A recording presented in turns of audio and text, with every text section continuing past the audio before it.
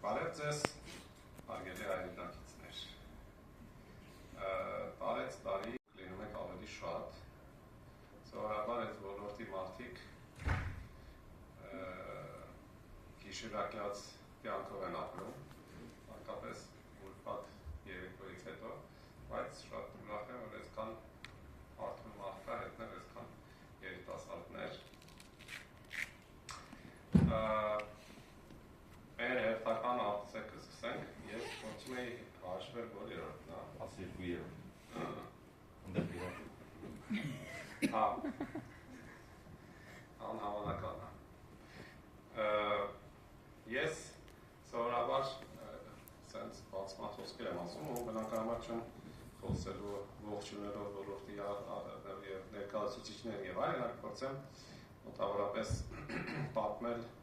կարճ թե ինչ եղավ և ինչ կարող է լինել մոտակա տարվա ընթացքում և իրականում ինչ եղավ ու ինչ կլինի այս տարին բավականին կապակցված են, որովհետև իմ կարծիքով մենք ունենալու ենք բավականին լուրջ ծրացում կիբերանվտանգության ոլորտում, որովհետև մեզ սպասում են ընտրություններ, այստեղ ներկաների մարդիկ կան նույնիսկ որոնք հələ չեն էլ մասնակցել, հա երևի։ Ընտրություններին, թե չեն ձգում։ Ախտավոր մարդիկ կան, 5 տարուց։ Այս անգամ ընտրությունները Հայաստանում էլ ավելի հետաքրքիր են լինելու, այն առումով, որ շատ արտաքին ուժեր կան, որոնք բնականաբար ցանկություն ունեն ներածնելու և դա նաև կիբեր դիրույթում է արտացոլվում և մենք արդեն դրա հետևանքները տեսնում ենք։ Մեծ հաշվով, եթե վերցնենք, բաժանենք այս տարվա կիբեր սպառնալիքները, որոնք եղել են, կա այն հատվածը, որը շատ զանգվածային է, հախուռն և շատ տխուր, երբ որ թալանում են տատիներին, պապիներին, երիտասարդներին, երեխեքին և այլն։ Այս ընդհանուր այն հատվածն է, որը վերաբերում է կիբեր կրիմինալին և այստեղ մենք ունենք փոփոխություն այն առումով, որ վերջին 2 տարվա մեջ Հայաստանը միջազգային կիբերկրիմինալի քարտեզի վրա հայտնվել է որպես չալած չէի ասի, բայց տենց բավականին համով կտոր և մեզ սկսել են լուրջ թիրախավորել ու այդ թիրախավորումը գալիս է շատ տարբեր երկրների քոլ կենտրոններից և այլն։ Երկրորդ յուրահատուկ փոփոխությունը, որը սկսվեց դեռ անցյալ տարվա վերջերից այս տարի լավ փուլը զարգացավ, այն է, որ Հայաստանը դարձավ նաև կիբեր կրիմինալի երկիր։ Չգիտեմ, հետևում եք ոստիկանության մամլո հաղորդագրություններին և նույնիսկ թրիլերով կինոներին, որոնք իրենք նկարում են, բայց վերջին 1 տարվա մեջ 12 թե 13 քոլ կենտրոն է բացահայտվել Հայաստանում։ Այդ նշանակում է, որ չբացահայտվածները շատ ավելի շատ են և դա նշանակում է մի շատ վատ բան, որ Հայաստանում մի քանի հազար, ես կասեի նաև երևի թե արդեն տասնյակ հազար մարդ հավեսով զբաղվում է կիբեր հանցագործություններով, ընդ որում քոլ կենտրոնների ներգրավվածությունը այնպես է արվում, շատ լավ էջարներ ունեն, շատ լավ աշխատում են մարդկանց հետ, այնպես որ մարդիկ նույնիսկ լավ էլ չեն հասկանում ինչով են զբաղված։ Հասկանում են շատ լավ ինչով են զբաղված, բայց էմոցիոնալ ընկալում չկա այդ ամեն ինչ, շատ հավեսով վերջին կոպեկները ինչ-որ տատիներից հավաքում տանում են, հետո գնում են Դուբայում տժում են այդ փողերով և սա շատ վատ մոտակա տարիներին կարող է հետևանքներ ունենալ ընդհանուր հանրային մթնոլորտի վրա և ոլորտի էլ, որովհետև դա նաև կարող է նշանակի, որ շատ մեծ արտահոսք լինի դեպի Հայաստանի համայնքից դեպի սև գլխարկների տիրույթ մարդկանց, ընդ որում նենց, որ մարդիկ չզգանել, որ նենց առանձնապես չուրված բանով ես բաղ։ Այս ինչ-որ իմանա, որի պետք է ուշադիր լինել, որտև ինքը տենց երևացող խնդիր չի, բայց կարող է երկարաժամկետով վատ հետևանքներ ունենալ։ Երկրորդը դա բնականաբար այս կիբերկրիմինալ թողենք մի կողմ, որովհետև մեծ հաշվով ստեղծարանները Հայաստանը թիրախավորում են մի շարք երկրների ցուցակով։ Այս չի, որ մենք ինչ-որ յուրահատուկ դեր ունենք, որպես զոհ, ամենահարուստ երկիրը չենք, ամենահարուստ թոշակառուները չեն, մեզ մոտ չնայած մարդիկ վիզ դնում են, տաղտկով, բանով, հավաքում են, հենց որ ներդրում մենք ֆինանսական ունենում ենք բավականին մեծ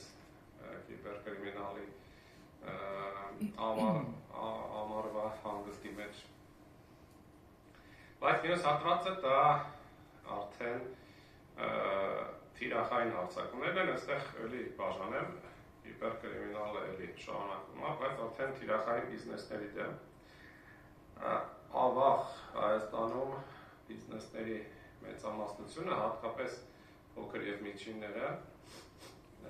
ծայրահեղ ծանր վիճակում են, որովհետեւ բացարձակ ոչ թե չեն կարողանում կիբերանվտանգության մինիմալ աների հասնել, այլ չեն էլ ուզում։ Մի դրվագ 3 ամիս առաջ զանգ ինձ մի ակային հարուստ ներմուծող ընկերություն թոթոլ ոլորտից զանգում են իրեք տենց հայտնի ձև կա, մեյլը կոտրում են, նամակագրությունը կարդում են, վերջին նամակը, երբ որ պետքա գործընկերը արտասահմանում փոխանցի կամ այստեղից պետքա փոխանցեն, որ ներմուծեն ապրանքը, այդ նամակը փոխում են։ Եվ ուրիշ բանկային տվյալներ են տալիս, ինչ-որ բացատրություններով, եւ փողը գնում է ինչ-որ օֆշորներ գնում կորում։ Զանգում են, ասում են, եթե չեմ սխալվում, 800,000-ի 3 տրանշով փող դոլար։ Գնացել կորել էր։ Ինչ անենք, ոնց անենք, կարող ինչ-որ բաներ ասեցի, բանկի հետ արագ խոսացին, տրանշերի կեսը սառեցվեց, այսինքն հույս կար, որ հետ կբերենք, ես գնաց կորավ։ Ասեցին շնորհակալություն, ասպան դելავს։ Ասպան մի վարքի անել, չեք ուզում, տենակ ոնց են կոտրել, խի են կոտրել, ոնց անել, որ էլ չկոտրեն, ասպան չէ դեր գիտենք, մեզ մոտ ընդամենը մի հատ մեր կա, որ ետ որով սախնամակագրություն անում ենք, Yandex-ի վրա, ու այդ մերից 18 հոգի ավորդվում մեր ընկերությունով, մեկին կոտրել են էլ, հիմա ինչ իմանանք, որ մեկի, ու տենց հեռախոս դրեց։ Ու այս տենց բավականին տիպիկ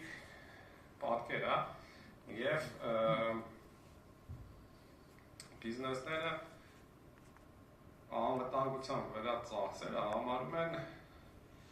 գրական ասել, հավայի ծախս, գրական ասել, որովհետև ինչ-որ պորտաբույցի բերում նստացնում են, որը մարդկանց խանգարում է աշխատել, ոչ մի բան չի կատարվում, ոչ մի ձև ինքը չի ցույց տալի, որ գործ անում, ու եկե աշխատավարձ ստանում են, ինչի պարես դրան, հա։ Շատ տրամաբանական բիզնեսի տեսանկյունից լուծում, իրանք դրանով չեն զբաղվում։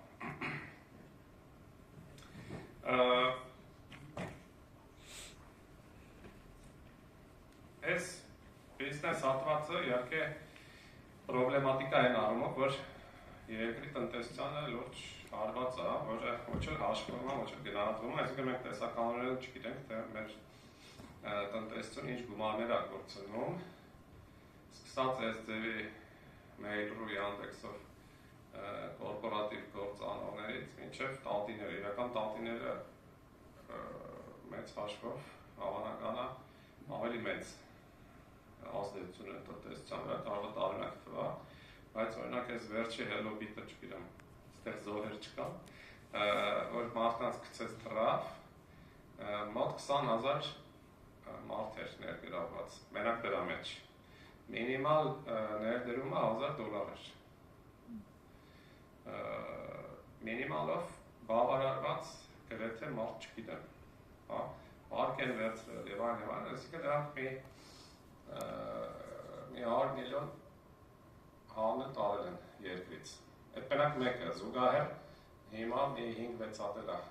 գնում, այսինքն երկրից բավականին լուրջ արտահոսք կա գումարների, այս ոչ հաշվում է, ոչ գնահատում է, նո պլյուս այդ բիզնեսները, որոնց գցենք մի տվանշով մի դեպք 200,000 են տարել, մյուս դեպքը 900,000, որ պատկերացնեք էլ ինչ գումարներ են տամ, այդ մեյլերը, մենակ այդ մեյլերը կոտրելով, էլ չեմ ասում, օրինակ ransomware-ով որ դնում կոմպերը քարկապ են գցում եւ այլն։ Բայց սա բացարձակ չի բարձրաձայնում, չի խոսվում, դրա համար մեծ հաշվով